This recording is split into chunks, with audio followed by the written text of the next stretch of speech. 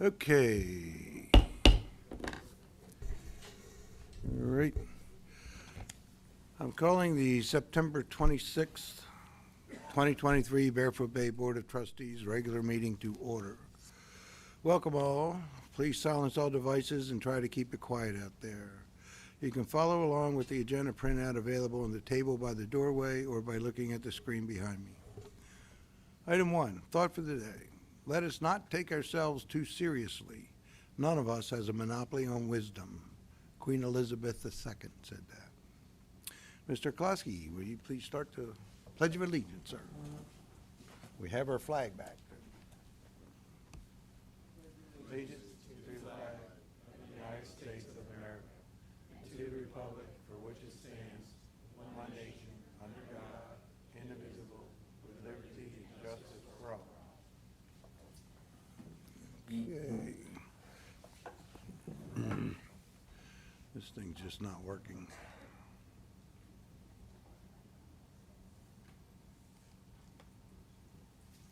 I don't know. All right, item 3, roll call, Mr. Bruno.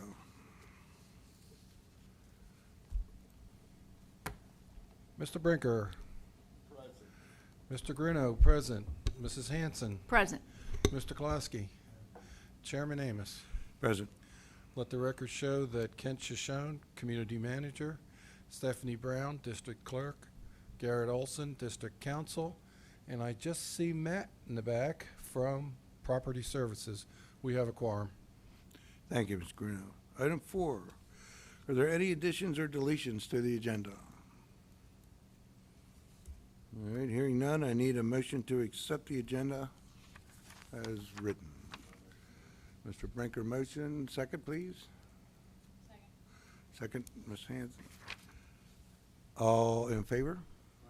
Aye. Opposed? Passed. No presentations today. Item 7, approval of minutes. We have the minutes from the regular BOT meeting dated September 14th, 2023. Are there any corrections or additions? Nobody. Hearing none, the minutes stand approved. Mr. Brinker, are there any corrections or additions to the printed treasurer's report? Okay. The treasurer report stands approved as written. Brings us to number 9. Audience participation. Anyone who wishes can speak for 3 minutes or less. If it's about an agenda item, please state the item before beginning. Please do not try to start a debate with the board or the staff or anyone else in attendance. This is just you stating your opinions. If you have a question, please address it to me, and I will try to answer it, or have another trustee try to answer it, if it can be answered. Questions and answers do not extend your 3 minutes. So let's start with the only one I have here, Mr. John Friedel. Push the button there and state your name and address into the mic before you begin. I guess I did it right.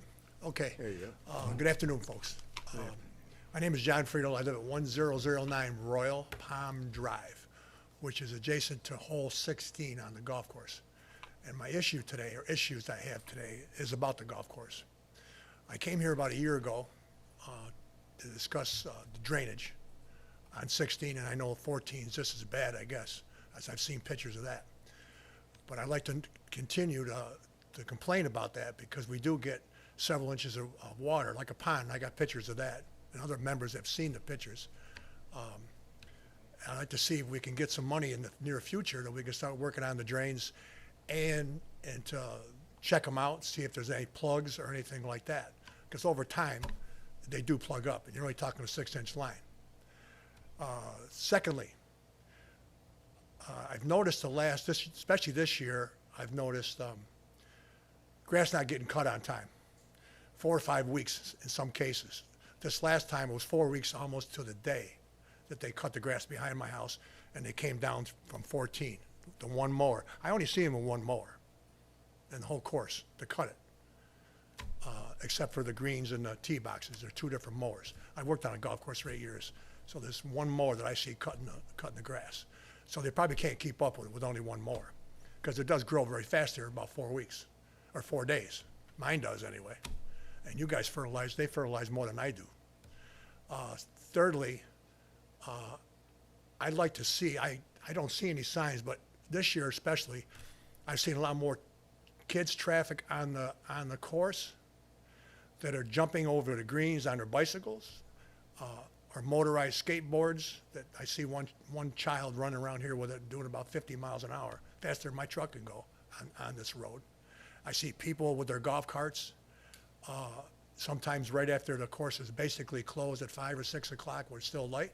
And I've seen them I got a camera in my backyard, and I've seen them go down past my house at 8, 9 o'clock at night when my camera goes off. And I'll see a golf cart with a couple of people in it. I just see more and more lately. I've been here almost 5 years in November, and it's getting worse, especially with kids. And I think the liability that this course will, I don't see no signs, so if a kid gets hurt, what are you going to do about it? You know, if there's no signs up there to say that you're not supposed to be on the course, liability-wise, you could be in a lot of trouble. Is there any standard rules? I don't know. Only you people can tell me, or this gentleman right here, the lawyer for the course, or for the park. But I'd like to see it enforced. I chased a kid twice on a motorized scooter. Couldn't catch him because he went over the whole course before I could, I took pictures, etc., put it on the social media site here, and I got a lot of responses about it. So I like to see those little things taken care of, especially the grass, because I can't sit in my backyard after a couple weeks because the grass is so high. It should be cut at least once every 10, 12 days anyway. But now it looks like heck, clumps all over the place. So I don't think that's right for the homeowners along that golf course. Okay, thank you. Thank you. All right, that's the only note I have. We have someone for the audience here, Jan. Jan? I think it's Jan. Hello. Jan Hannafy, 492 Tarpon Drive.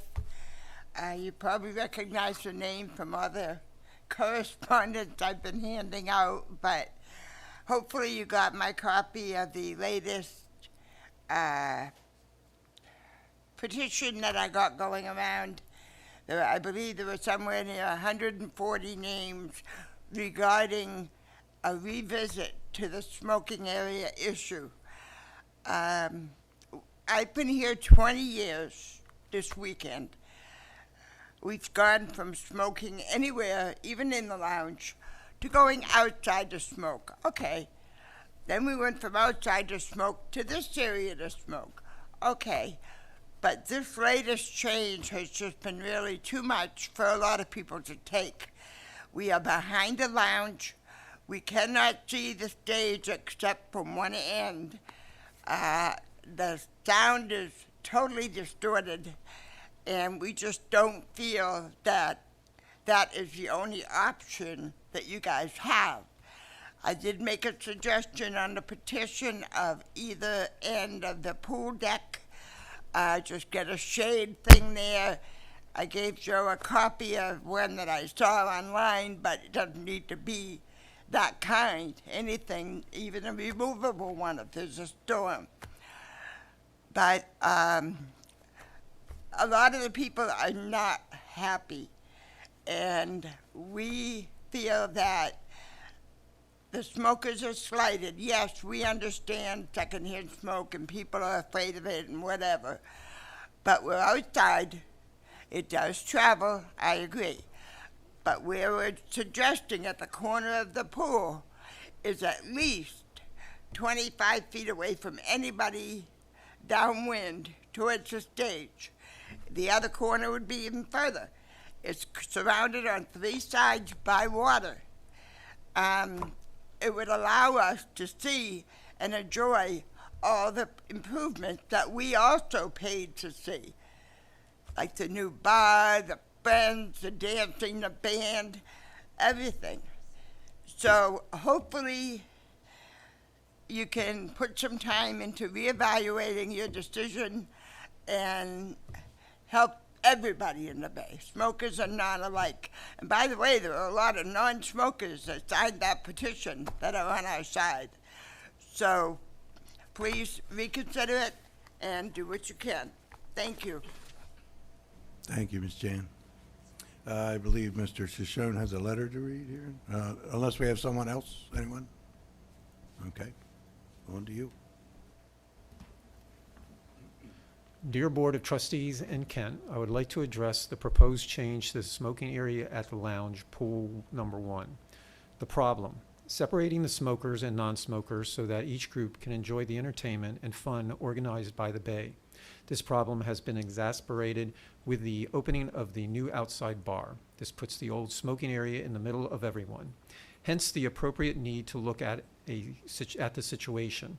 I agree that the non-smokers should be able to enjoy the music, etc., without the constant onslaught of smoke. Perceived problem: it is difficult to vindicate that the occasional whiff of cigarette that someone might notice outside represents a real health hazard relating to secondhand smoke, as when your parents smoked in the car with the windows rolled up or sitting in a bar between two chain smokers. Clearly, melanoma represents a far greater threat. Nonetheless, everyone's enjoyment is equally important. The solution: designate the area west of the lounge as a smoking area, outside the French doors if you don't have a compass. This would go a long way to addressing the concerns without treating one group unfairly. Reasoning: this would separate the smokers and the non-smokers. People could avoid any exposure and still utilize the pool and access the food truck without going through the area. Most importantly, checking the wind roses for our area show that the vast majority of the time the wind would carry the smoke to the area outside the fenced-in lounge area. It does not relegate the smokers to an area where they cannot see the band or the dance floor and partake in the fun. Does not require more fencing and concrete and the removal of vegetation, which nobody wants. Comment: if it is the board's intent to punish and ostracize the smokers, denying them the enjoyment of the Bay's activities, your current proposal accomplishes that. I don't believe that was the intent. As leaders with governance powers, it is not always prudent to take one side or the other, but to seek a solution that will address the problem and be the fairest to the majority of the folks you represent. Is everyone going to be happy? Absolutely not. But the majority will acknowledge an honest attempt to satisfy the greatest number of the residents while realistically addressing the problem. For what it is worth, this proposed solution has received the largest number of positive responses on Barefoot Bay Speaks Out. And this is from Russell Smith, 422 Siegel Drive. All right. Do you have any others there, Mr.? I do not. We're good. All right, if there's, one more?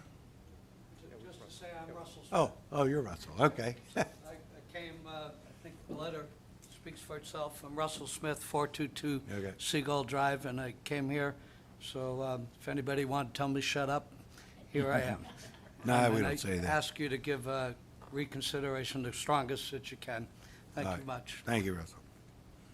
All right, anyone else? Closed? We're closed there. Item 10, unfinished business. Item 10A, golf course fees and charges. Mr. Olson, could you please read the title, Resolution 2023-14, I believe. Yes, thank you, Mr. Chairman. This is Resolution 2023-14, a resolution of the Board of Trustees of the Barefoot Bay Recreation District amending the Barefoot Bay Golf Course fee and charge schedule to provide for amended fee and charge schedule classifications, providing for severability, and providing for an effective date. Thank you, Mr. Olson. Mr. Shoshone, you have it. Read it or whatever you do. The Board of Trustees unanimously adjusted the Barefoot Bay Golf Pro Shop fees and charges through consensus during the Fees and Charges Workshop on August 3rd, 2023, and then unanimously adopted these fees and charges through Resolution 2023-13 during the Board of Trustees regular meeting on August 22nd, 2023. Subsequently, a need for greater consistency of golfer classifications on the fees and charges schedule was identified, as well as a greater consistency between the schedule and the Barefoot Bay Policy Manual. These revisions are reflected on Exhibit A of Resolution 2023-14, a strike-through underlined version of the FY24 Barefoot Bay Recreation District Golf Pro Shop fees and charges schedule. A budget amendment amending the FY24 adopted budget will be placed on the October 12, 2023 Board of Trustees regular meeting agenda to amend the Golf Pro Shop Department's FY24 adopted revenue budget. As a result of other Board of Trustees budgetary decisions made by consensus during the aforementioned workshop, this budget amendment will also amend the revenues and expenditures of other departments. This budget amendment will result in no net change to the fiscal year 24 adopted budget. Staff recommends the Board of Trustees approve Resolution 2023-14, revising the Barefoot Bay Recreation District Golf Pro Shop fees and charges, as shown in Exhibit A of Resolution 2023-14, and providing an effective date of October 1, 2023, for implementation of said fees and charges. Thank you, Mr. Shoshone. These fees were decided and approved at a previous meeting. This item here is just to move the term renters from the non-residents line and include it with the residents line. That's why we continued it to this meeting. So is there any other discussion on that? Anybody want to say anything? Okay. Move we accept 2314 revision of fees and charges for the golf course. Okay, I have a motion made by Mr. Grunell, second. Second. Second, Mrs. Hanson. All in favor? Aye. All opposed? Motion passes. 10B, classification and compensation recommendations. Mr. Olson, please read the title resolution 2023-15. Thank you, Mr. Chairman. This is Resolution 2023-15, a resolution of the Barefoot Bay Recreation District superseding and replacing Resolution 2022-17 and adopting an employee pay and classification plan for fiscal year 2023-2024, providing for severability, providing for conflict with other provisions, and providing for an effective date. Thank you, Mr. Olson. Mr. Kent? The fiscal year 22 pay and classification plan updated the Barefoot Bay's personnel system for compliance in the new Florida minimum wage of $6.98 for tipped employees and $10 for non-tipped employees starting October 1, 2021, and an additional $1 an hour each subsequent year until 2026, when the annual increase returns to the CPI. A formal pay and benefits study was conducted by Evergreen Solutions and completed in 2022. A final report of the study was presented to the Board of Trustees at its regular meeting on June 9, 2022. The report identified that Barefoot Bay's current employee compensation rates and benefits were generally below that of what the market is currently supporting. The fiscal year 24 adopted budget was adopted by the Board of Trustees at its regular meeting on June 27, 2023. The fiscal year 24 adopted budget includes a maximum of a 5% increase per employee in the amount of $107,384 for all eligible employees and a compression adjustment in the amount of $62,061. The fiscal year 24 adopted budget also includes $56,971 to address the state mandated minimum wage increase. The Board of Trustees encourages additional retirement savings by its employees through the provision of a 401A defined contribution plan and a 457 deferred compensation plan for all full-time employees, and provides a limited dollar-for-dollar matching contribution for eligible employees that participate in these plans. A Barefoot Bay matching contribution of 4% would correspond to an estimated $42,219 if all eligible employees participated and contributed to the maximum matching amount. The community manager recommends the Board of Trustees approve Resolution 2023-15, thereby adopting the fiscal year 24 employee pay and classification plan effective October 1, 2023, with a maximum of a 5% increase for all eligible employees, a state-mandated minimum wage increase, and a compression adjustment, and approving a matching retirement contribution of up to 4% for eligible employees for fiscal year 24 to be effective October 1, 2023. Thank you, Mr. Shoshone.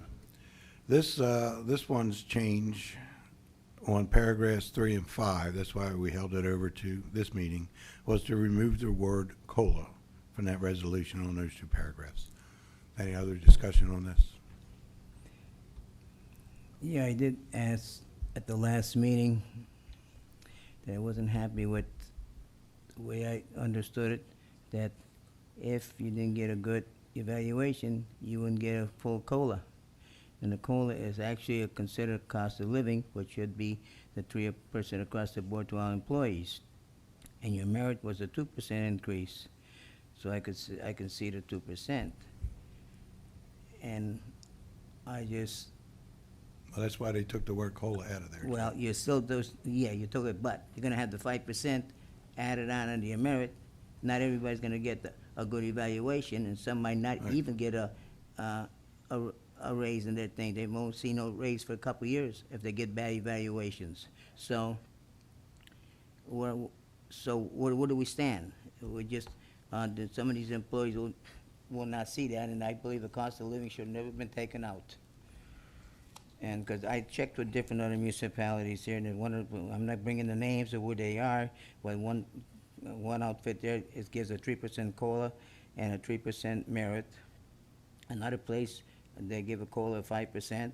On top of that, full-time employees receive an additional $1,000 added to their pay, or it comes up to a 48 cents per hour increase. Another thing that I called was they will receive a 5% increase in their hourly plus a 22.5% COLA.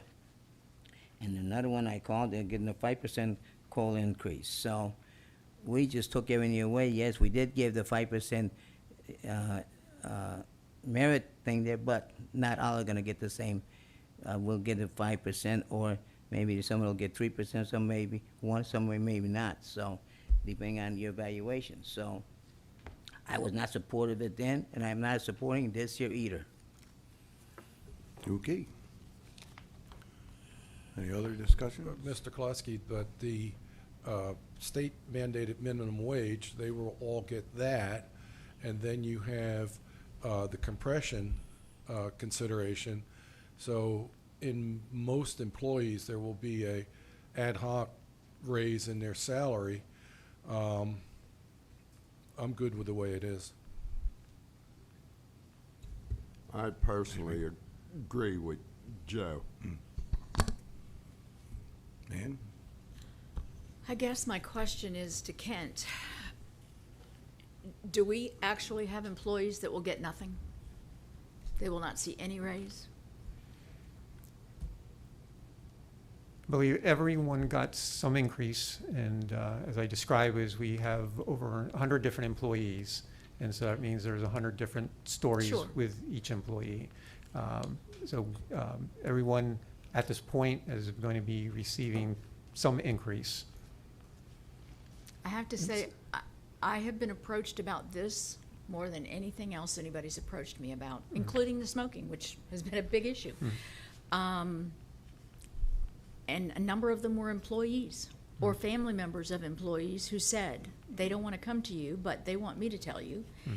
And it does concern me. You know, I know that the last time I said, if you can't say that COLA is X% across the board, we need to pull it out of there, because I do believe that legally. I think that we have to do that. But now I'm beginning to wonder if that was short-sighted on our part, and should we have said the COLA needs to be X%. I know that there are people who have said if they don't see something that's reasonable, they're ready to walk away. We can't get employees now. I don't know how we afford to lose the ones we've got. So I'll put Matt on the spot and allow him to speak freely if he felt that, because again, I met with the department heads, and if he felt that it was appropriate, he can say so. If he doesn't, we can look back at that again, and if we need more money, again, we'll have to come back to the board and ask for additional funds. I certainly don't like being put on the spot, but the long and the short of it is Kent and I went through mine, and what we've got laid out is pretty fair. The employees who aren't performing aren't getting great raises. The employees that are performing are getting decent raises. So Have you heard grumblings from your people? Oh, or absolutely. As soon as about they the- saw this board about the meeting, COLA? as soon as they saw the board meeting, immediately. Matter of fact, it was only a couple of days ago they saw it and it got out. Do you think you'll lose people over it? It's hard to tell at this point. I don't know. I have a lot of employees that report to me. Essentially half the company reports to me. So, it's a tough call. Question, on the Evergreen, are we following the Evergreen's proposals and everything, or we just spent $25,000 for nothing? Because that's what we had to do the research and everything, and it was supposed to get us up to par with everybody else, just about. But they gave us different solutions, different suggestions, and are we following it? If we're not, why are we not? And as it goes, back in 2016, the board approved this pay stuff and the merits and all that, and I approved that, and I'll be darned if I let this board kill it. The employees do depend on this, and yes, did say that, Jeff did say about the hourly increase and about the other stuff and everything, but everybody's getting that, so, I still want to see that COLA in there, and people that get the 2% or whatever in the merit, like Matt said, it depends on their job performance.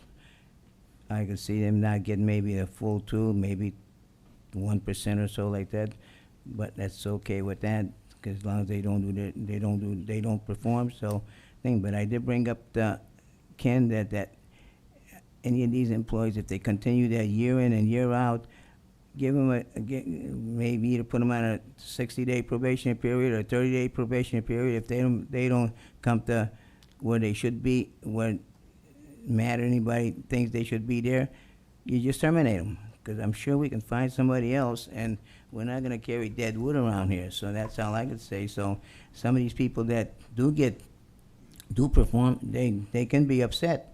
They're letting the other ones that aren't doing anything just get paid for nothing. So there's a lot of ways we can do this, but I still like to see the COLA in there. I wasn't supportive and everything because I think myself that 5% across the board is not gonna mean nothing. So all I can say is I'm not supporting it. Two things I agree with Joe on. But this 24 thing that we had, the schedule, we're not following that at all, period. If you read the whole thing, which I have at home, you're not following it. We are not following it.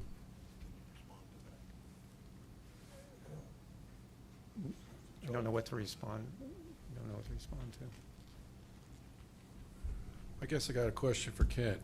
On Exhibit A, we have pay grade 1, minimum 12, midpoint 1530, maximum 1860. 1860 is a little high for my liking.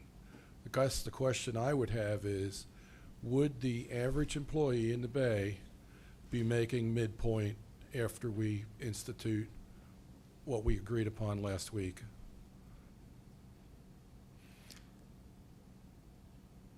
Well, using pay grade 1, for example, is that needed to go up to $12 minimum, and that was, I believe, approximately a 9% increase, which is, for whatever it's worth above inflation. But again, that was a voter mandated increase. If it wasn't for the voter mandate, you would never see anything like that. I don't think we've ever seen anything like that in the U.S. history of such, huge increases. So for pay grade 1, it went up from $11 to $12. From the Evergreen study, it had a range from minimum to maximum. I believe it was at 55%. That's what the minimum and maximum equates to. And then as far as what that really means, and like I said, I've been in various organizations for, and again, you all have your own experiences for mine as far as the minimum and maximum, what it's supposed to represent.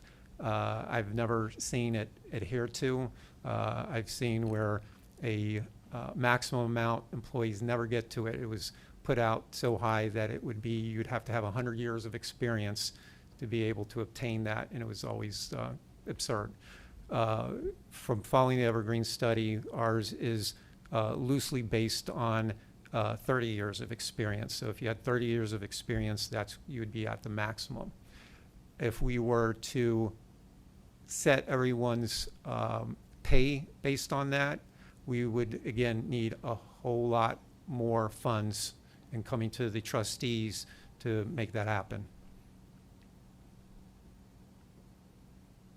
As it is we are trying to address compression the best that the district can with the funds available. We're not solving it, 100% by any means. What we're trying to do is lessen the impact of compression, because again, we have a artificial impact to the economy to economics due to this $1 increase over multiple years. So it's not just the district, it's all organizations, private, public business, private businesses are getting, impacted, getting crunched by these increases. So we're doing the very best that we can with funds available.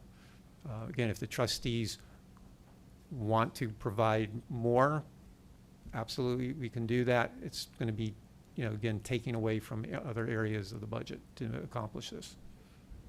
Do we know what it would cost if we did a 3% COLA across the board to all employees? You had it before. We would have to calculate that. So, and again, I from last meeting, again, as far as I think this is, in my opinion, is the discussion is a little bit not hitting the point, basically. It's kind of inflating an issue that's really not an issue. As far as the staff that this impacts is only, I would consider, a handful, and that's it. And one of the... But those handful matter. Right, and the handful has to do with, as I described last week, and I'll be happy to review that again, is we have some situations where employees are brought in at a higher amount. That was an agreement between the hiring manager and that candidate, and it was where that they were brought in a higher amount, but as a result, they weren't going to necessarily get an increase that first year, or would be a smaller increase. If we did across the board, that agreement would be negated, and you would have somebody now getting even more, and then that would be unfair to other existing employees. That's an example. So if you told somebody that you're not going to get a raise for the first 6 months, 1 year, whatever the agreement is, I guess I'm not sure, how does the COLA just not apply to them once that contract is up? So if they were hired in April of this coming year, then they would get the COLA at that point. Well, you would be, if we're going to go back to the COLA, then it would be applied to October 1 of 2024. Say that again? No. If somebody was hired during this current fiscal year, Right? based on a higher amount, then we're Oh, I got you. You got it? Okay. Okay, I got it. Back at the university that I retired from, it was common practice to bring new faculty in at sometimes a higher rate than faculty that had been there 10 years. And that was only because we had to be competitive in trying to get a diversity amongst the faculty. But it was a very common practice to write that they would not get a raise for so many years. And that was done a lot with the new faculty, and for the most part, the old faculty accepted it.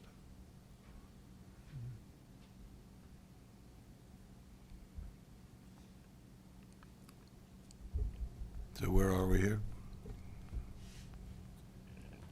I would like to suggest, and I don't know if this would work, that our low-performing employees get the minimum wage, which is a 9% increase. That's above CPI for this year. And I would say our high performers should aim for midpoint. And I wouldn't go anywhere past the midpoint, but there should be a range in between. So our salary should be based on minimum, which is 9% CPI, up to the high performers in midpoint.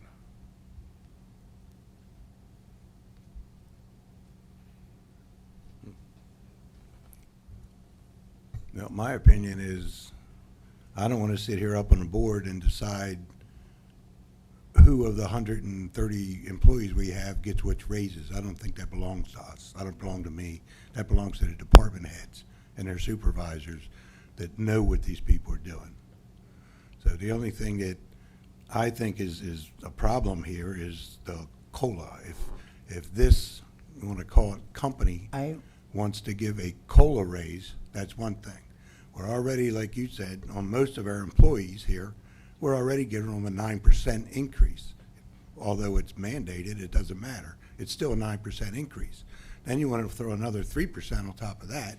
That's an 11% increase. And you give them another 2 or 3% because they're good employees, you're going up 15, 16%. That's like an unheard of increase. I wish I could have got that when I was working. But the company I work for, a large communications company, one of the largest in the world, most of the time we never got a COLA raise. We had a union, and it set what your raises were, and it didn't matter. They determined with the company on what their budget was for their things and for their employees. And everybody had to perform their job. Everybody got rated, and then everybody got portions of that. You don't always get the top raise. And that's, the one thing Joe's talking about. If you have a non-performer, he doesn't get as much. As far as I know, those procedures are already in place here, and that's what the department heads do. So I don't think there's anything, to me, there's really nothing that I would want to get involved in as a board, whether to force them to give pay raises to people, and then the next board comes along and says, no, you're not going to give pay raises to people. I think our job is to read and approve the budget, and their job is to do what they're supposed to do with the money that we gave them to do. So, to me, I'm ready to You're still shortchanging them. I don't care what you say. I can say I'm not going to. I'm going to just tell you right now. I am not supporting this. I have not supported because I'm not supporting it. No. we followed the same If process. you stayed with the call at 3% and then the thing, I'll go along with it, but I'm not going this, because some people will not, We followed the same process last year as we did this year. It worked out very well last year, and it's going to work out very well this Did year. you lose anybody last year over a raise or lack of raise? Not to my knowledge. And so all the department managers you all have all discussed this? We've had input along the way. And might I add that Kent and I discussed this before the raises even came up, to start looking at our evaluations and evaluating our employees. I had all my evaluations done before he and I even ever sat down. So I knew what I was doing in my head when we sat down. I know my top performers, I know my bottom performers. The bottom performers aren't doing great with the raises this year.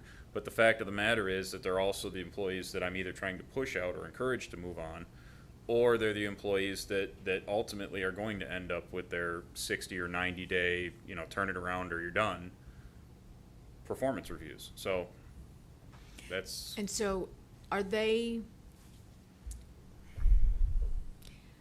okay with the fact they're getting a 9% raise based on just this one level?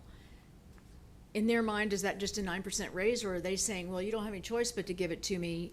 So what is the bay going to actually kick in? There is a level of employees who feel like that, just coming up to the new minimum is not enough, especially when they've worked here for 12 years or better. But the fact of the matter is they're coming up to that, and if they performed well on top of that, they're getting a little something else. Okay. But if they didn't perform, they're just getting what we need to do to maintain our legal aspect. So is it a fair statement that obviously everybody's getting the minimum because we have no choice on that? Is it a fair statement to say, though, that if they are performing based on their manager's thought process and discussions with you, that they are getting something in addition to just the minimum? In other words, they're not going to just get the extra dollar that we have to pay them. They're going to get something else. I would say possibly, because again, we're looking at a 9% increase. And, and if we're talking about adjusting for compression through all the pay grades, that would be everyone, all 100 and some odd employees getting that. That's a lot of funds. And so, and again, if the trustees want that, we're going to have to go in and start reducing the budget to get to that point. I'm good with making sure that everybody gets the minimum. That's 9%, and then they get something added on up to the midpoint for merit. And like I said, I used the example of the university. Our merit would come in the way of, did you publish a peer-reviewed article in the National Journal? That would be how you were considered an exemplary employee. Did you chair a committee? I chaired the General Education Committee for a university of 26,000. That's a lot of work, by the way.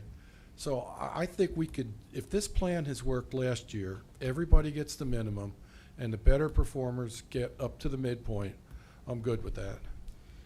Is the thought to put the COLA back in once these mandates are over?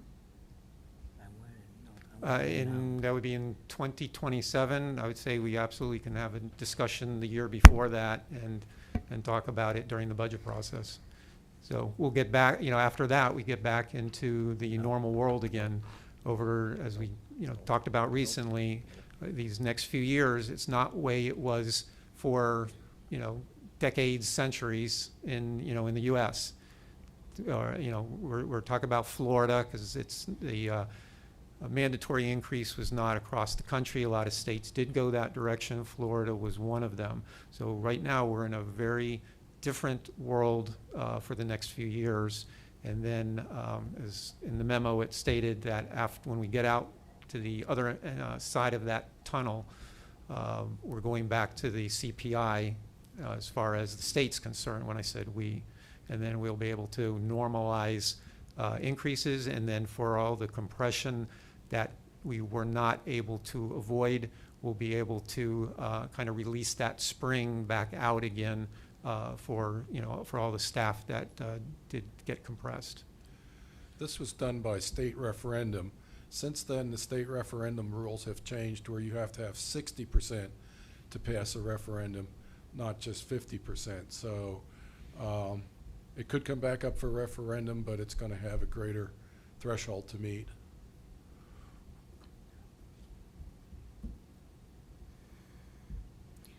I guess I'd like to know what kind of dollars we're looking at. I would like to know what if we did COLA at 3%, I'd like to know what that number is. There's no way to calculate that at this point.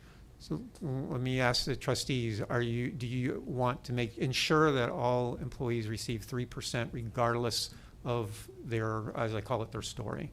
Would that make the board comfortable? What I want to see is the 3% across plus the 2% merit increase, and whatever the 2% is, if they only get 1%, they get 1%, whatever it is, but I do want to see the 3% in there. And by taking that out, because there's a lot of places I called, and they, matter of fact, some of them increased it and everything, because they say even though at the minimum wage, that's a state requirement and all that mandate and all that stuff, so this is some extra given to them. And you're saying 3% above the mandate? Yes. In other words, you got it's considered 5%, so you got 5%, so, Above the mandate? yes. I that's what we also had. would like And to we've see- added that for the thing That's what going, we had and voted on. Wasn't that what we had last week? Yeah. No. Everybody voted No, it we down? didn't. It had I COLA in voted there. because I voted, the reason I didn't support is because it was told that if you don't, you got a bad evaluation, you will not get the COLA. No, we You're didn't saying get a mandatory. standard across the board You're saying last the week. standard mandatory COLA. Yeah. So that's what the recommendation's gonna be from this board. and then If I see that in there, whatever if else I they see want to that- give. If I see that 3% in there, that every employee will get the 3%, even if their What do we have to evaluation do to isn't do good, it's just on the borderline or something like that. Well, then that's their own problem. If they don't want to work hard and to show that they're interested in working, to get the 2% or whatever it is, then that's their problem, but All right. I also, Brute, I also want to see that 3%.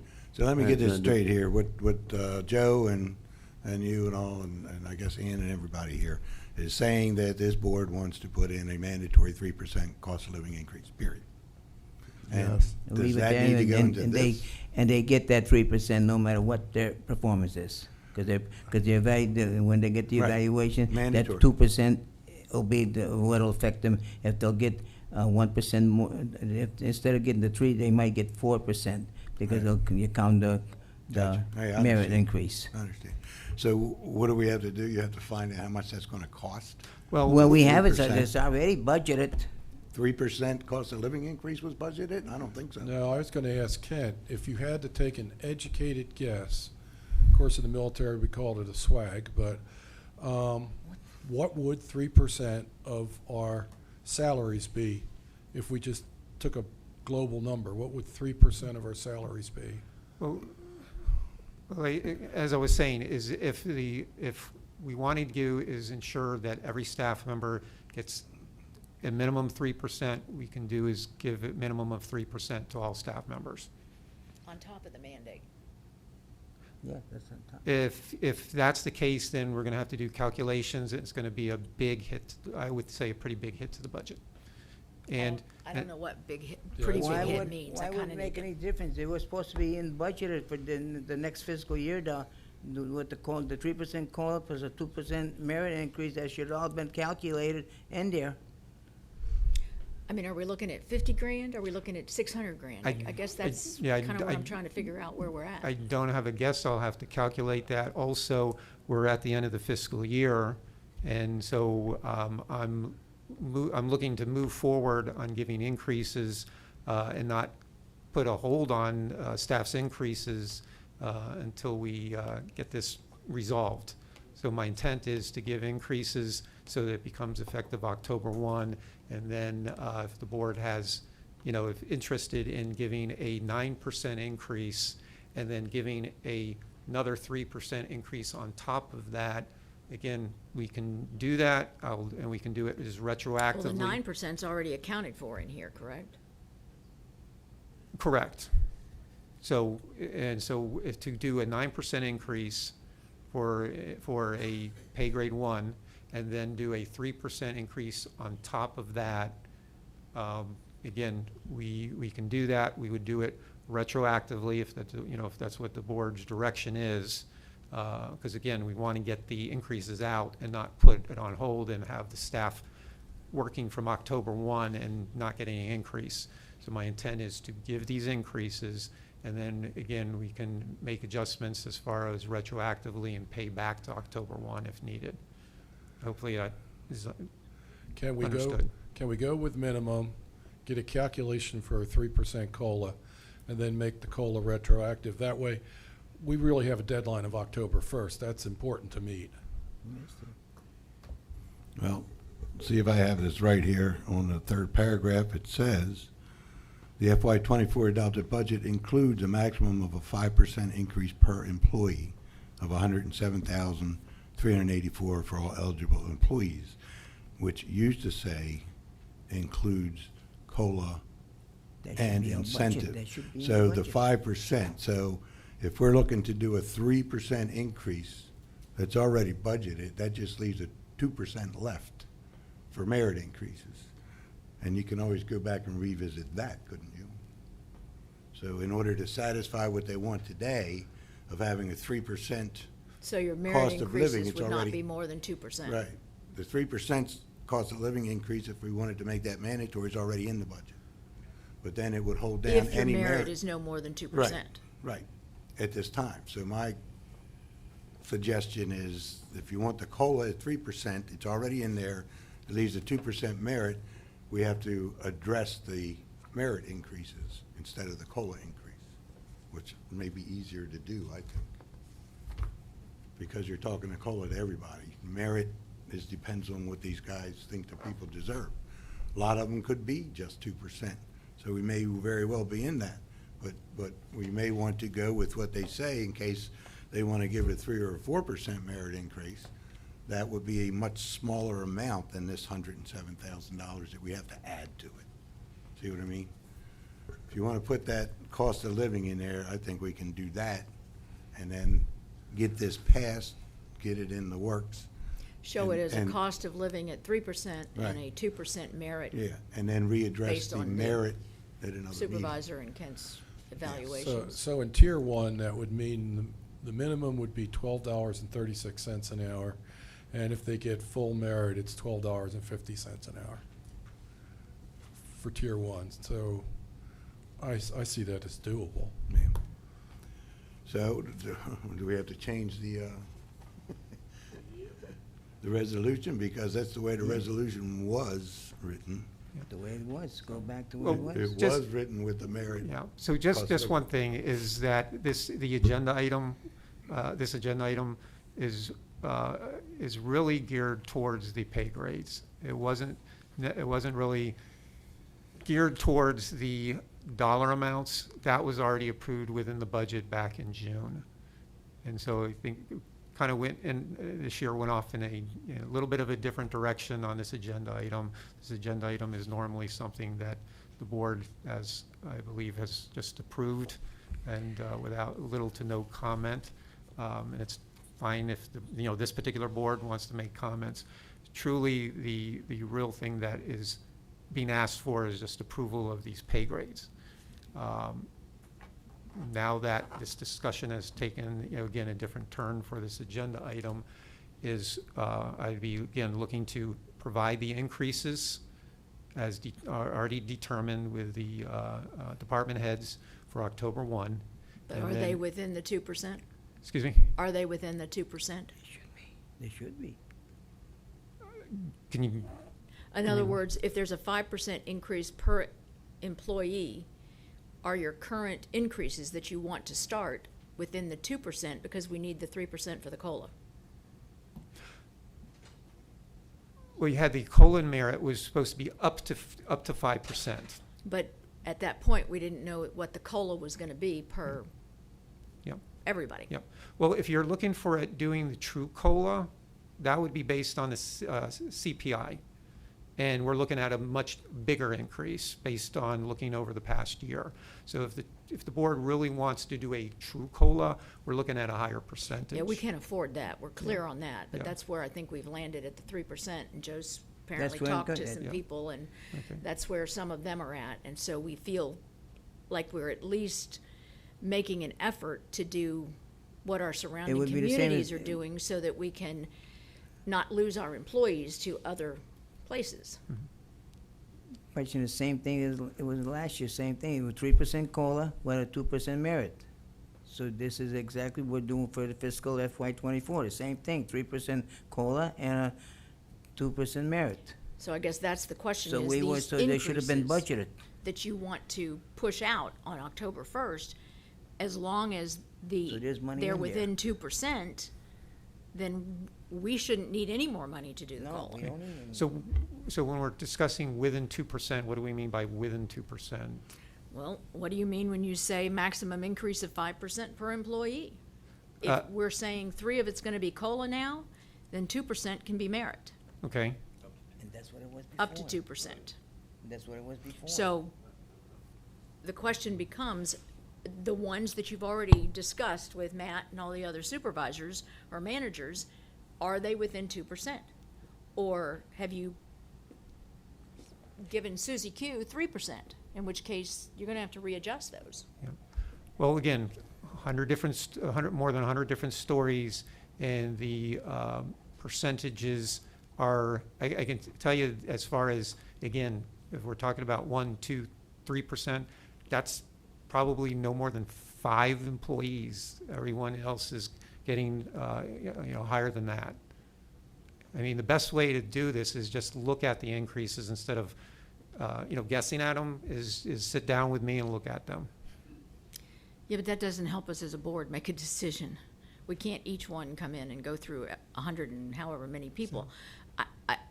I feel like I'm a hamster on a wheel, I gotta be Yeah. honest. I feel like I'm going round and round and not getting anywhere. The question is, if we take that 5% maximum increase, and we say 3 of it's gonna be COLA,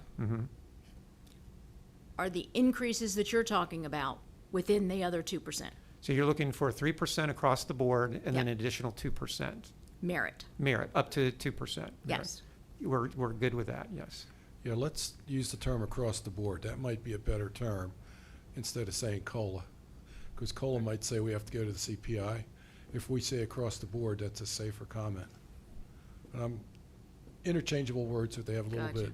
little bit different nuance. 3% COLA. This will be our cost of living increase, Yeah. not the government's Right, mandated. yeah, right? it's the Bay's Barefoot Bay determined says your cost cost of living yeah. increase will be $3 this Right, year. and we get we're out of And you touch, can but reset at that least every year. Yeah. we're making an So, attempt. Yeah, and then and as far as minimum wage, again, you may have some staff that were $11, then they got a 9% increase up to 12, and may not have received an amount higher than that in some instances.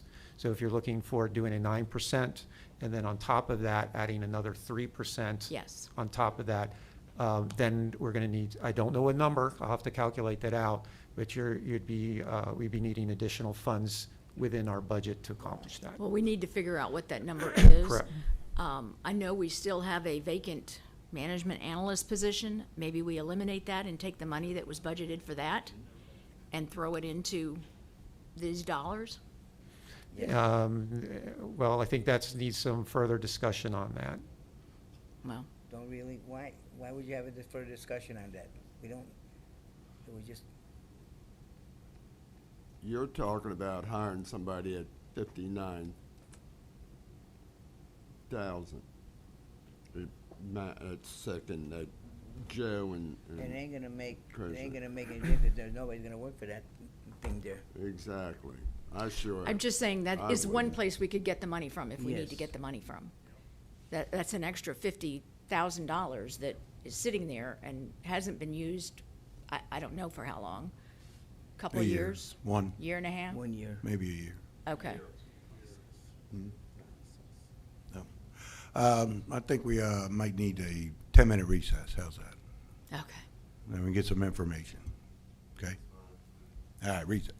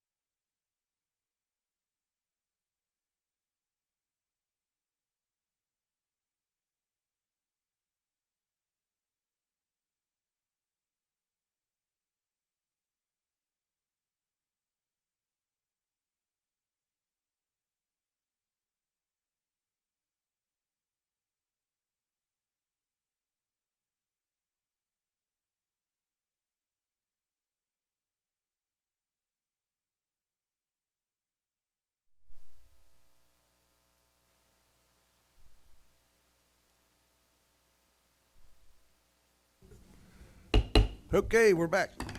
Kent? What? Well, I'll You start. told me to take a break, we took one. What do you want now? I'll start. Okay, you start. I think Please be quiet out there in the audience there, Mr. Connor. there, there's an old saying, how do you eat an elephant? One bite at a time. I think the first bite is this. We have payroll due October 1st. I see that as a hard deadline, and I also see that good faith and leadership from this board. We need to be ready by October 1st, the new fiscal year, to have at least some sort of a salary situation taken care of. And other than that, I think that we're doing a total disservice to our constituents and our employees if we're not ready to go October 1st. I'm willing to have an emergency meeting if we need one between now and then. Thank you, Stephanie. I love the look. But if that's what we need to do to make this happen, I'm willing to do that. So the only hurdle to that would be that our rules require that we advertise 7 resolution days. 7 Okay. days in advance. There's Got not it. 7 days between now and then. I have some recommendations depending on how the board votes or intends to vote, rather. But yeah, that would be a hurdle to having an emergency Got it. meeting. Yeah. So we've already budgeted 5% increase. And that is outside of the mandatory state mandated, correct?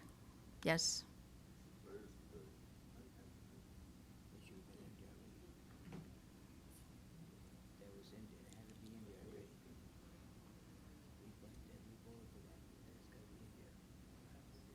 It says here that the adopted budget also includes 56,971 to address the state mandated minimum wage increase. So if we did that, and we have 5%, which gives us $107,384, and if we want to do 3% as COLA, based on our abilities, not the CPI, and a 2% merit, it should already be in the budget. Yeah, it should be. It's supposed to be in the budget. Yes? Yeah, right, it's there. Yes, so it's in the budget already. Right, but then what you're doing is So it really just needs the resolution to be adjusted Yeah. to say that the, what we did, or that's what we were doing today, because it said that the last time. well, But it didn't the give the problem is it- percentage of the COLA. Right, it did not have a mandatory fixed, and that's what we need from this, what's the board saying. So what this would end up with is, if we say the mandatory 3%, then they would be locking, at this time, any incentive raise to 2%. Could not be higher than 2% at this time. Up to 2% for Right, any but single we employee. could address that. Would that be easier to address further down the line, next month, for instance, as opposed to trying to readdress a COLA? If we say, we do the COLA, we say we fixed it, 3% barefoot pay COLA, 2%, up to 2% for the raise, and if we need to go readjust the raise, we can do that at a meeting next month. All you have to do is Push your button. Put your mic on, Joe. is to make a maximum of a 5% COLA and merit increase at the same time for all eligible employees. So where the problem comes in is, right now, we have employees that are getting anywheres from 0 to 5%. If they get the minimum state mandated wage, they've got a 9% increase right there. Where the problem's gonna come in is we're gonna be taking this 3% for everybody away from the high performers, because the max they're gonna get is 2% now. I agree the money is all in the same pot, but it's how do we divide it up? Right, but Jeff, I think that's what I was trying to say, I that was we gonna can say, yeah. address that at a later, like next month. We can add more money. We have to take it out of whatever's in the budget, move it over to here, and say that now you can do merits up to 4%. But I'm okay you with want that. the COLA locked in now at 3. So right now, what we need to do is pass this at a 3% cost of living mandatory for everybody, and up to 2% merit increase. And then we can get this resolution through. And then we can come back and revisit it. Why can't you include a 5% COLA and merit increase to all eligible employees? Well, that's what I was just saying. It's kind of what I just said, Joe. You're Well, we putting had them, it before, and before that too, the same thing. last meeting? Well, the problem with the last meeting, it says it wasn't The mandatory. COLA wasn't set. The COLA was not set at 3%. The COLA was itself, it was a combination, so they could have gave somebody no COLA and 2% increase. Right. Or they could have given them no COLA and 5% increase. But now what you want, and I thought that's what you said, an across the board COLA increase of 3%. And the merit up to 2%. And the merit at this time up to 2%. So is there a way to do that, Mr. Garrett? There is, and I just want to run through a couple things with Okay. the trustees just to make sure I'm understanding where you guys want to go, and then I do have a recommendation of how we can achieve that. So it's my understanding that, or I should rather say this, and I mentioned it at the last meeting. I don't know if it really hit with everyone, but those two paragraphs in this resolution that talk about the percent increase and what it's used for, you guys already decided that when you voted on your budget. This document does not change your budget. Your budget's your budget.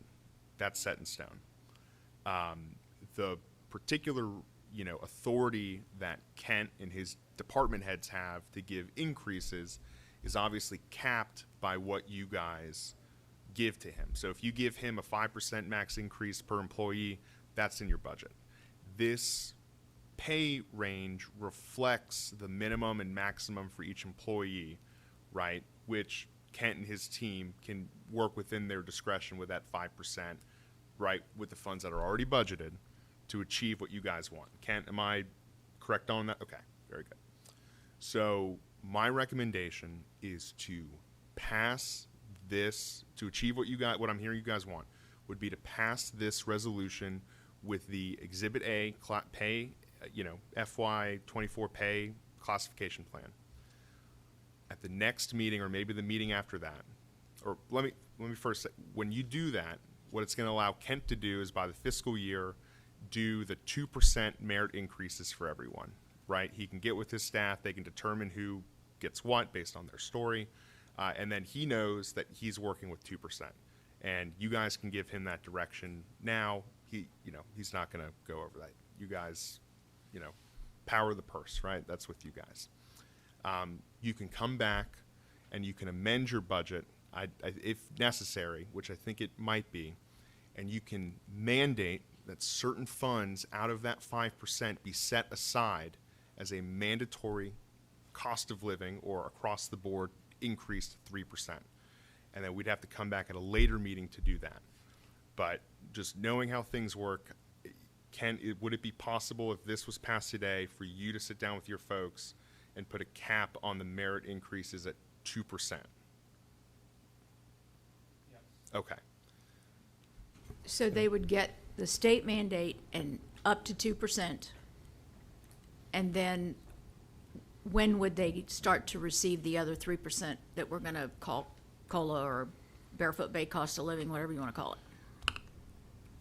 I mean, you can just give Kent direction to give everyone a 3% across the board raise along with whatever merit increase up to 5%. To be included with what we've already said at 5 here. It's already set aside in the budget. So as long as you direct him to do that, right, then he'll carry that out. You guys, it's already budgeted for that purpose. Why can't we just do a resolution and state it the way it was in the first resolution?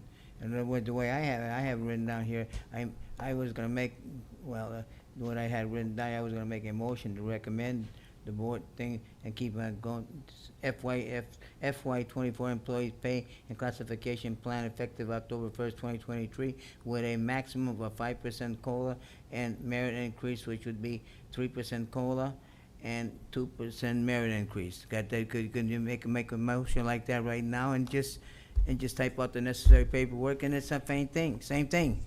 We're still within the 5%. It'll be in the 5%. So we have but the ability to direct the I 5%. just don't want to do it the way it's saying right now, because it might not come through. I'd rather see it done the right way, right now. So the resolution is what the resolution is right now, right? But that resolution could be, if it did come, We'd I have to still come, wouldn't we'd vote have for to, it, though. we'd have to come Not the way back. it is. We'd have to come back at the next meeting and provide you with an amended resolution. I think what I'm trying to say is that if we make that change that you want to have those terms put back into the resolution like it was at the previous meeting, you're in the same place because your budget is the legal document that controls Kent's authority Okay. to distribute money. I will support it. Okay. The way you're saying it, Yeah.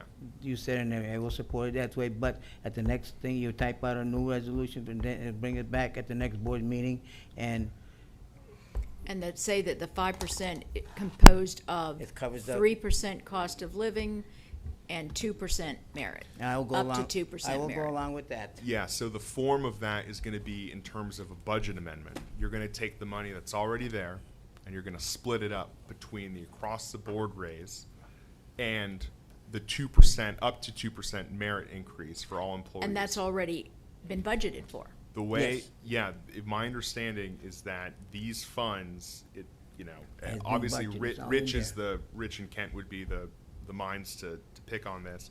But it appears that, our budget already contains the maximum 5% increase per employee, which says here funding for a pay compression adjustment, funding to address the state mandated minimum wage increase. Yeah, but the state mandate is outside of the 5%. Yes. It is. Yeah, In our budget, it is. We said right here that we adopted a budget to include $56,971 to cover the state mandated minimum wage. Yeah, Kent, are you able to confirm that? I was just gonna start doing a calculation here. What was, It's in there already. what It's in what was there. it? It's Can, in there. can we defeat Resolution 2023-14 and then come back with a motion to make a recommendation to the community manager, 3% wage, cost of living, 2% merit, and give him direction? That way we make the October 1st deadline. And that we ratify it after the fact. You would ratify your budget, not this resolution. This resolution just sets minimum and maximum salaries. If you have additional funds for a merit, for an across-the-board increase, those funds are going to be distributed anyways. They might be above the minimum that's set here, but just because the minimum's $19, if you've set aside additional funds for someone and you've directed the community manager to pay those out according to your direction, then that's going to be paid out regardless of what the minimum is on this chart, if that makes sense. I was just trying to confirm that the 5% that's been set aside that we're talking about here is available as we're discussing it, right? For a 3% additional on top of the 9%. On top of the Yeah, mandate. exactly. That's the only piece that, in my mind, is not confirmed yet. So we could make a motion now to say everything that you said, and then at the next meeting, it'll be a. Budget judgment.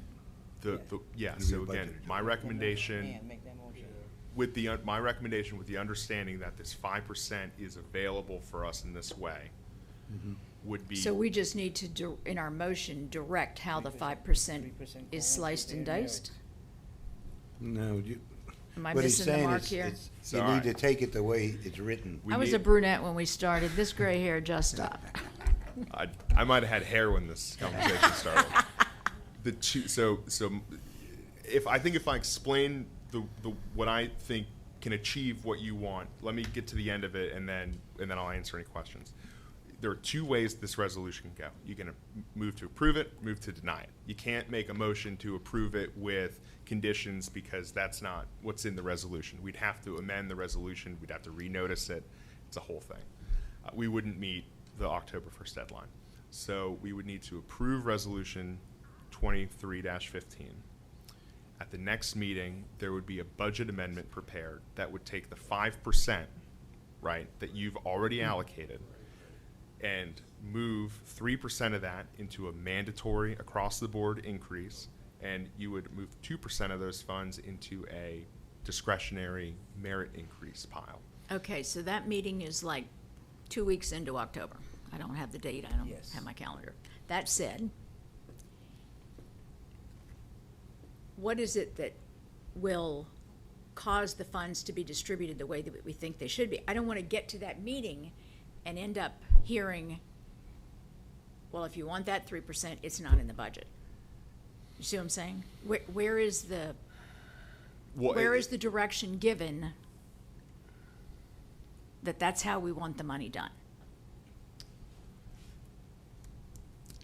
It would be at that meeting, you would make a motion to amend your budget to move the amount of the funds that you would need to, satisfy what you guys want to do into a line item for what you want. So if there was an across-the-board 3% adjustment for every employee, then the money would move there. Kent can't, he can't start appropriating funds how he chooses. He's not, he's not the board. Well, if we approve this today, he's got an up to 5% with no COLA, no anything. And I'm not picking on Kent, I'm just saying,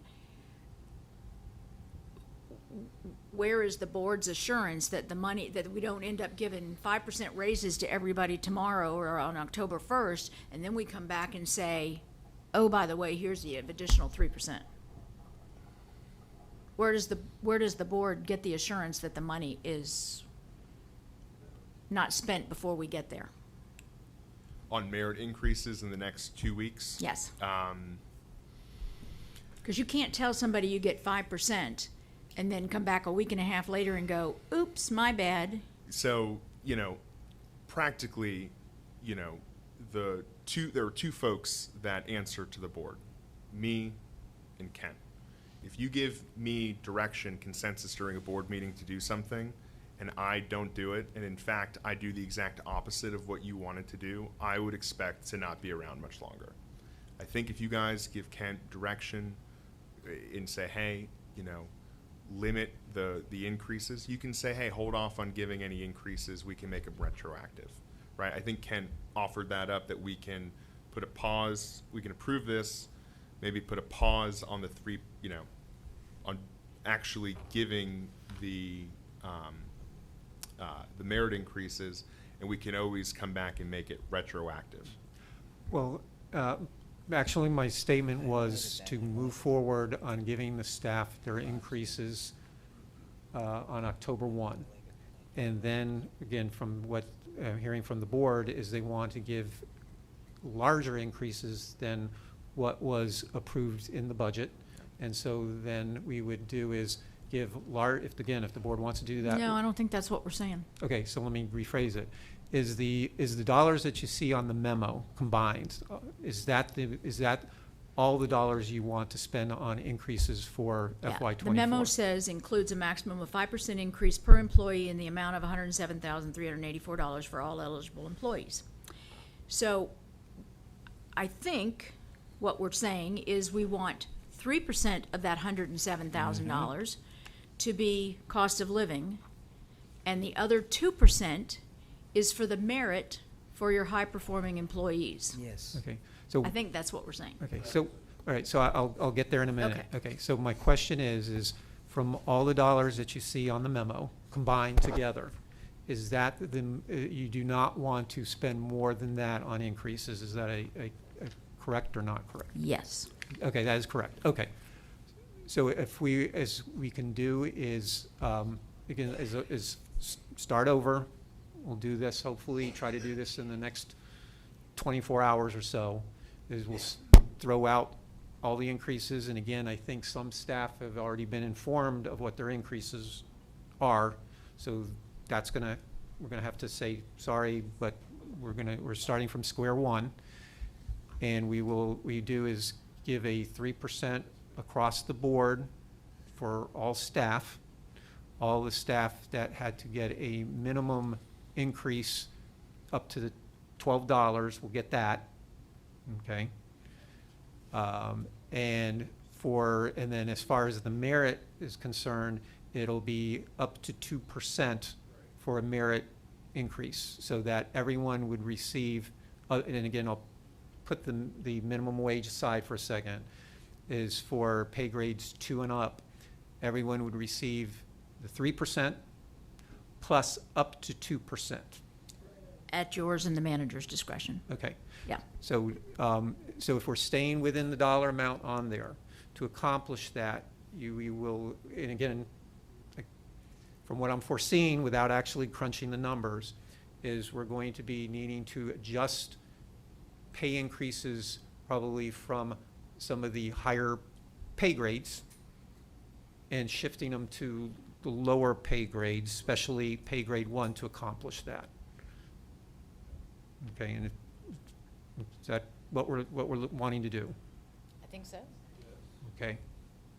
All right, yes. So, like I said, we can, if we're working with that dollar amount, again, that was the main thing I needed to know, give the 3% across the board. I'm up- not telling you can't come back and say, "Well, I need another 10 grand. But I don't want you to come back and say, we need another 100 grand. Yeah, so I I'm think gonna. that's what I'm saying. Yeah, we're gonna work right within the dollar amount. Any additional and- money. So we'll work right within the dollar amount as the board's indicated that we are showing on there, and we'll make that shift. You know, and, you know, again, my caution for this would be, is we are talking about, you know, not wanting to lose staff by shifting some increases that staff would have received to other staff that were not planning to receive. You would be potentially impacting those staff. Yeah, that would be correct.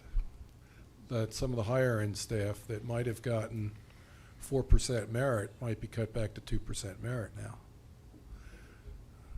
Have any of our staff, you said some of the staff have already been told, did they sign a contract that we're going to be legally liable for?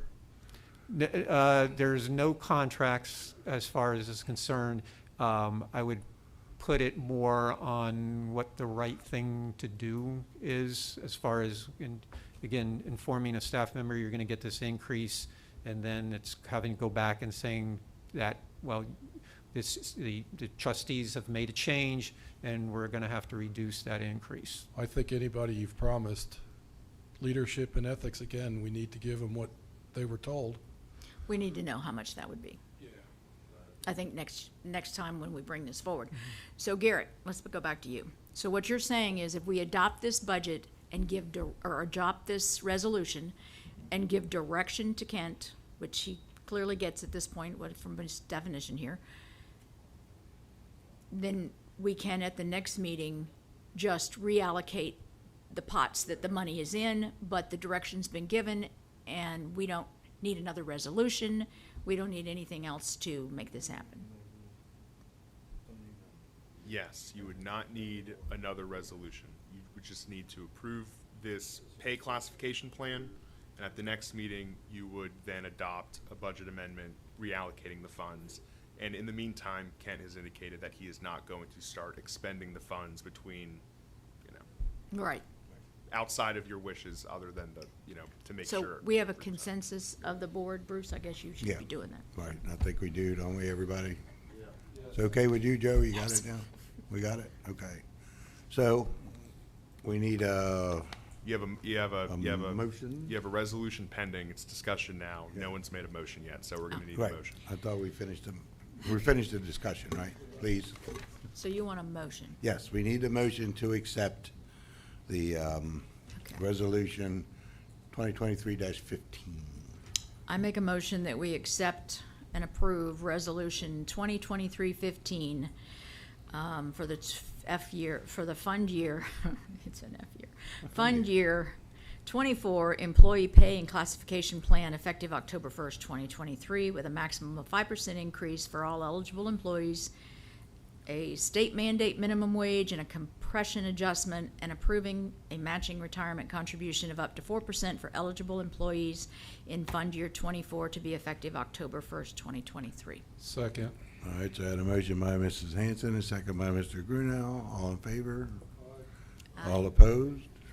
Motion carried. Thank goodness. All right, on to new business. Item 11, 11A, Architectural Review Control Committee, the ARC appointment. Mr. Kent, you can do that? The ARC is comprised of 5 voting members, 2 alternates, and 1 non-voting liaison from the BOT. Mr. Gary Gresco was originally appointed to the ARC by the BOT on October 31st, 2020 for a 3-year term. Mr. Gresco is willing to serve another term. Staff recommends the BOT consider reappointing Mr. Gresco to the voting position expiring on October 31st, 2023 for a 3-year term. Thank you, Mr. Shoshone. Any discussion on this? Past practice has been we promote the longest serving person if they're willing to serve. And, well, he's just re-upping for his position, so I don't see any problems. Nope. Okay, so we need a motion to accept reappointing Mr. Gresco. Okay, Joe makes the motion to reappoint Mr. Gresco. Second, Mr. Brinker. Okay, all in favor? Aye. All opposed? Motion passes. 11B, Violation Committee Appointment. Mr. Shoshone. Recently, John, I don't know, V-O-G-T, Vox? Voights? Recently, John Voight's voting position became vacant on the Violations Committee. The current Violation Committee alternates are listed below. Susan Hall, appointment 10/1/2021, and Edward Haslam, appointment February 11th, 2022. Resolution 2015-16, Section 3F, states that an appointment to fill any vacancy on the Violations Committee shall be for the remainder of the unexpired terms of the office. If any member fails to attend 3 successive meetings, the Violations Committee shall immediately declare the member's office vacant, and the Board of Trustees shall promptly fill such vacancy. Staff recommends the Board of Trustees consider appointing 1 alternate to the unexpired voting position. Term expires September 30th, 2024. Thank you, Mr. Shoshone. Jeff, this goes back to what you just said. Past practice has been that we move the oldest serving person up, and the shortest serving person becomes the next alternate. So that would be Susan Hall is what we're talking about here? And do we know if she's expressed an interest? Is she okay with this, or, yeah? Yes. Okay. So, and I know we tried this once before to appoint the next alternate, and we can't do that the same day. Oh, okay. 'Cause we found that out. So they have to put out, after we do this, I guess Stephanie will put out something to get a new person and bring that up at the next meeting. All right, so you need a motion, consider appointing Susan Hall. Move we appoint Susan Hall to the vacant position on Jeff the Violations Bruno. Committee. Jeff Bruno made the motion. Second, Second. please. Second, Ann. Okay. All in favor? Aye. Aye. All opposed? Motion passes. All right, this is an interesting one. 11C, 2024 BOT and Quarterly Town Hall Meeting. Mr. Shoshone, you can lead off. Listed below for approval are the dates for 2024 BOT regular meetings. All meetings are still being held on the second Thursday, and the 4th Tuesday of the month at 1 p.m. Also listed are tentative quarterly town hall meeting dates. Please choose one date from each month for approval.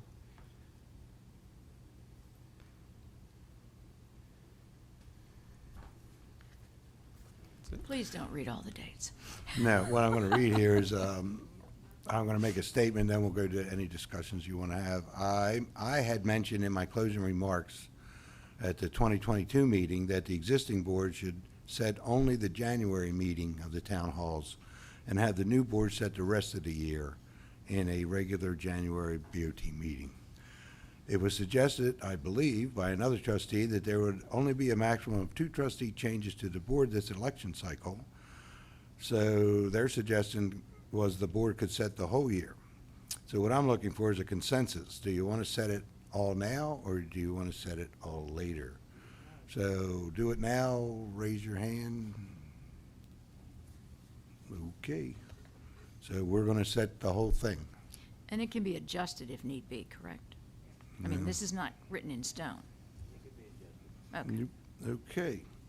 Now, once So upon a now we time, have to pick out all these dates. once upon a time, we sort of made a verbal commitment that we would run workshops in the evening, and we would keep our board meetings in the daytime. Mhm. And I think we should honor that discussion. Yeah, some of the town halls that I was in the discussions of, that we had those split out. We had some in the evening, and we had at least one during the day for other people that couldn't make the evening ones. So we can still do that. It's up to you. I don't know how you want to do this. So the January town hall meeting was set at night. Yeah, the January. Did we already set that? Yes. Yeah, that's already set. So, I guess first, if we could just accept that the BOT meetings are gonna be the same. I'm At good the with same that. time, we got a consensus on that, so take that one off the board. That's actually worked out pretty well, I think. I think so. There's been a couple people that were upset about it, but then we also allow to, if you can't make the meeting, you can email and we can read it, and it's streamed live and it's available, so. Well, the fact that we don't miss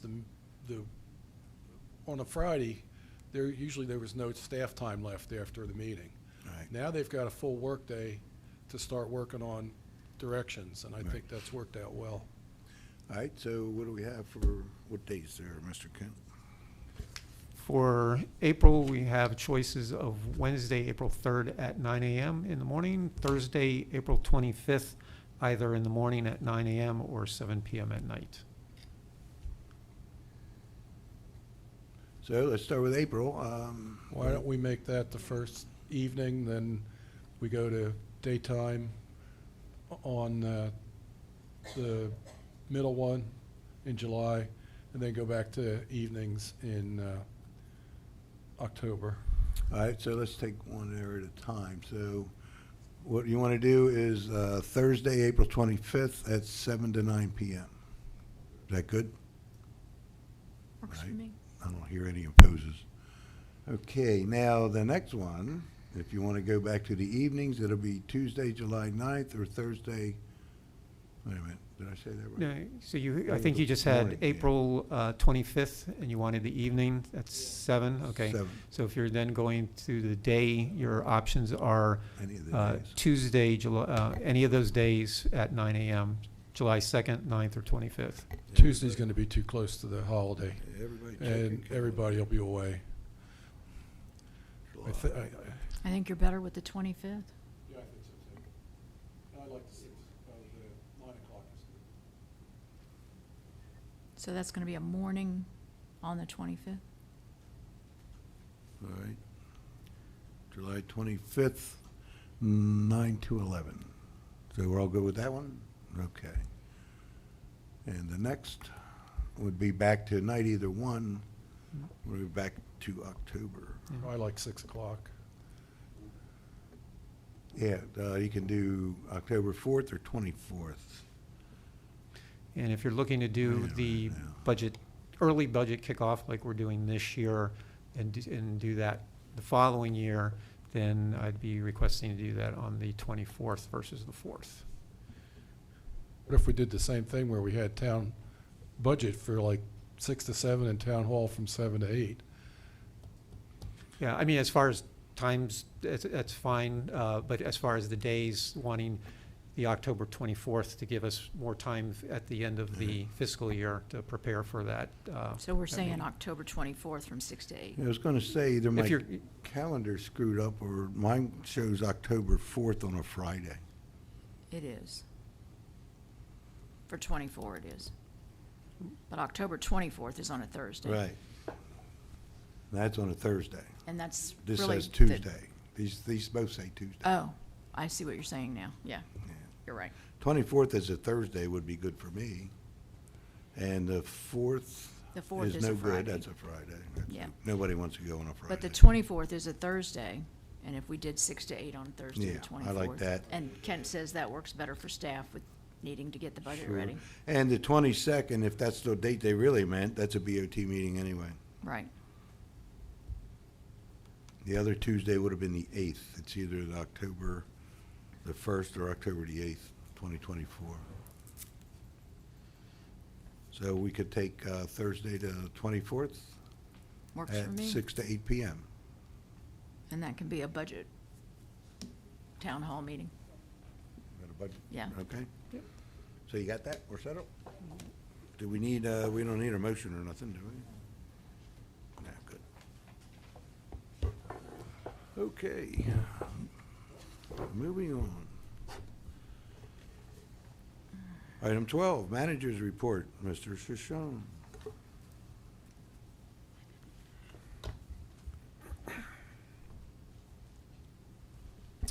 Under our Resident Relations Department, the ARC meeting of September 12th, there was 1 old business approved, 14 consent permits approved, and 9 other permits approved. The Violations Committee meeting of September 8th, 7 cases came into compliance. 1 case, DOR is working with a homeowner. 7 cases found to be in violation. Food and beverage. A reminder that there will be a grand opening on Thursday, October 26th, to officially celebrate the opening of the Cabana Bay Bar and reopening of pool number 1 with a ribbon-cutting ceremony at 4 p.m. After the ceremony, there will be a light appetizer buffet, and the Alan Ronco Band will play on the lakeside stage until 7:30 p.m. Lift your spirits at our annual Halloween party on Friday, October 27th. The lounge and lake stage area is creeping it real with a Real Deal band from 7 to 10:30 p.m. They are bat to the bone. Please come as you aren't, as prizes are awarded for the best costumes. Don't forget, you can goblin up some screaming good food at the freak truck. Property Services Department for pools. They completed painting the columns at pool number 1.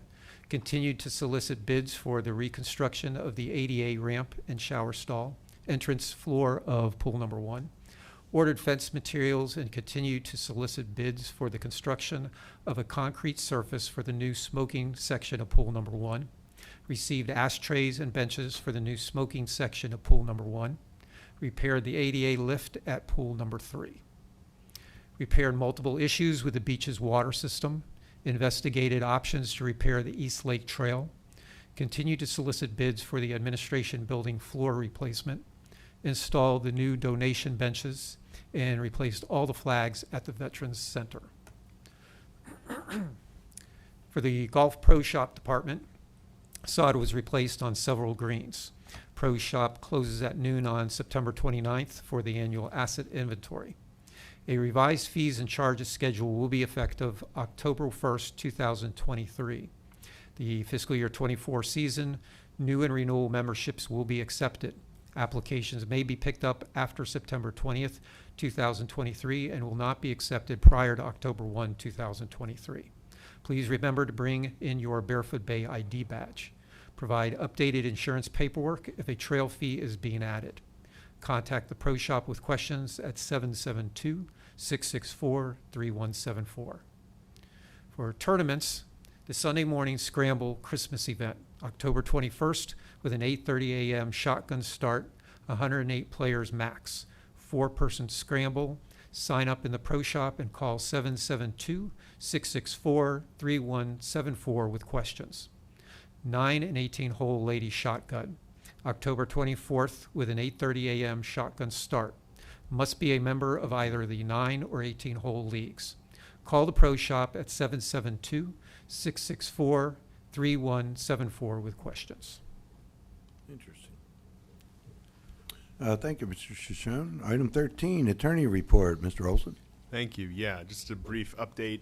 All the DOR cases are proceeding as they had before, just waiting on hearing dates. I had a very productive call with the owner of 526 Persimmon Boulevard, Mr. Bart. He, after a nice, friendly conversation, he committed to me that he was going to work with our staff so that we didn't have to go to court in December, and that he now understands what is required of him and is going to work hard to bring his property in compliance. So, other than that, no, nothing else. Great. Thank you very much. Going to go to trustee remarks. Start with Mr. Brinker this time. Nothing from Mr. Brinker. Mr. Grunau. Just a reminder, the shred event by the Sheriff's Department is this Thursday, Winn-Dixie parking lot between 9 and 10:30. They usually do have some staff out there to help get stuff out of your car. Use it or lose it. Thanks. Ms. Hanson.